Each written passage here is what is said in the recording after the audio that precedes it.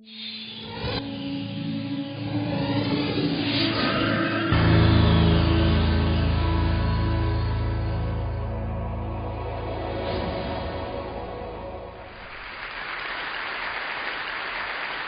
2007, I decided that we needed to reconceptualize how we thought about economic development.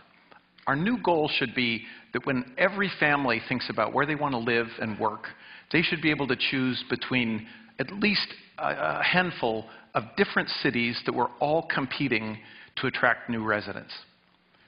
Now, we're a long way away from that goal right now. There are billions of people in developing countries who don't have even a single city that would be willing to welcome them. But the amazing thing about cities is they're worth so much more than it costs to build them. So we could easily supply the world with dozens, maybe hundreds of new cities. Now, this might sound preposterous to you if you've never thought about new cities, but just substitute apartment building for cities. Imagine half the people who wanted to be in apartments already had them, the other half aren't there yet.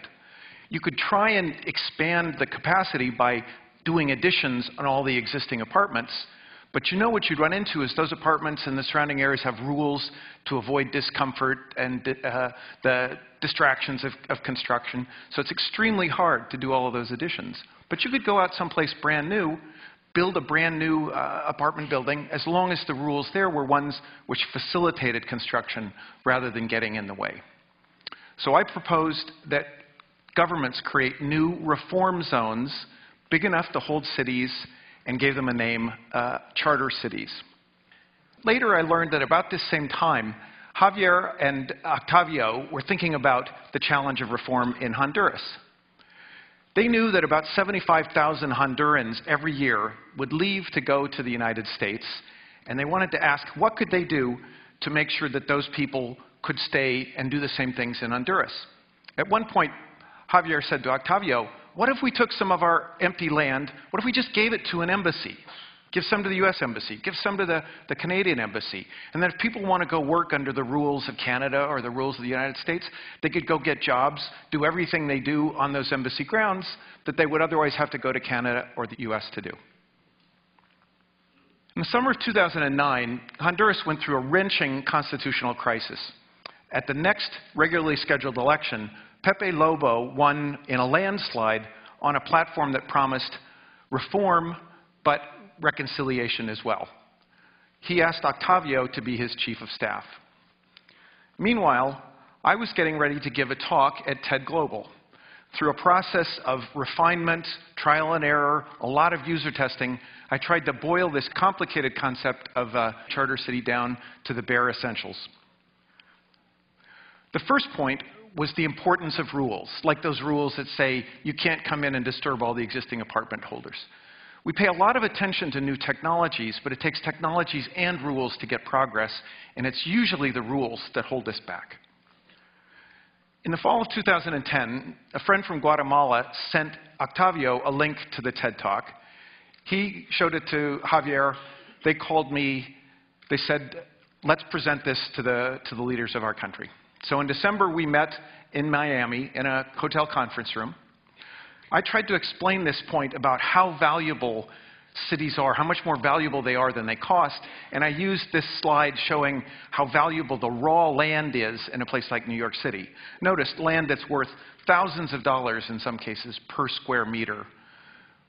But it was a fairly abstract discussion, and at some point, when there was a pause, Octavio said, Paul, maybe we could watch the TED Talk. So the TED Talk laid out in very simple terms, a charter city is a place where you start with uninhabited land, a charter that specifies the rules that will apply there, and then a chance for people to opt in, to go live under those rules or not. So I was asked by the president of Honduras, who said that we need to do this project. This is important. This could be the way forward for our country. I was asked to come to Tegucigalpa and talk again on January 4th and 5th.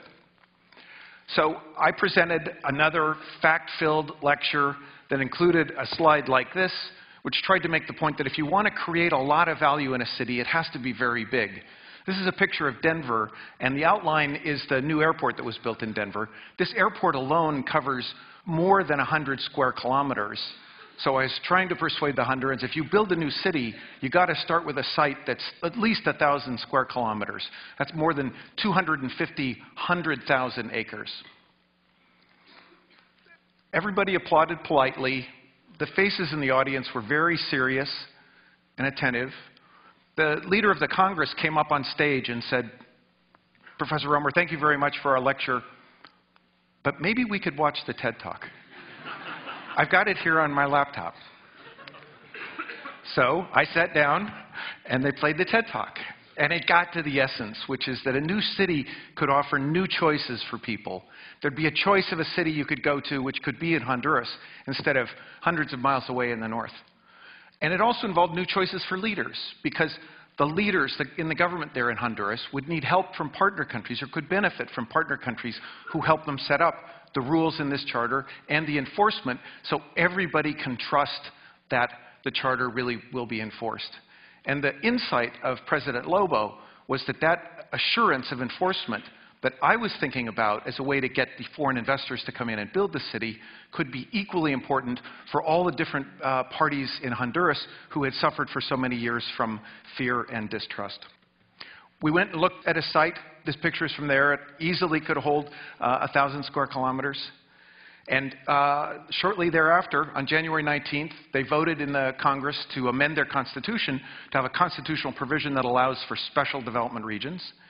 In a country which had just gone through this wrenching crisis, the vote in the Congress in favor of this constitutional amendment was 124 to 1. All parties, all factions in society backed this. To be part of the Constitution, you actually have to pass it twice in the Congress. On February 17th, they passed it again with another vote of 114 to 1.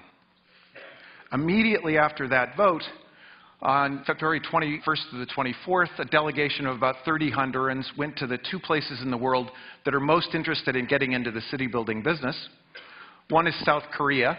This is a picture of a big new city center that's being built in South Korea, bigger than downtown Boston. Everything you see there was built in 4 years after they spent 4 years getting the permits. The other place that's very interested in city building is Singapore. They've actually built 2 cities already in China and are preparing the 3rd. So if you think about this practically, here's where we are. They've got a site. They're already thinking about the site for the 2nd city. They're putting in place a legal system that could allow for managers to come in, and also an external legal system. One country has already volunteered to let its Supreme Court be the court of final appeal for the new judicial system there. There's designers and builders of cities who are very interested.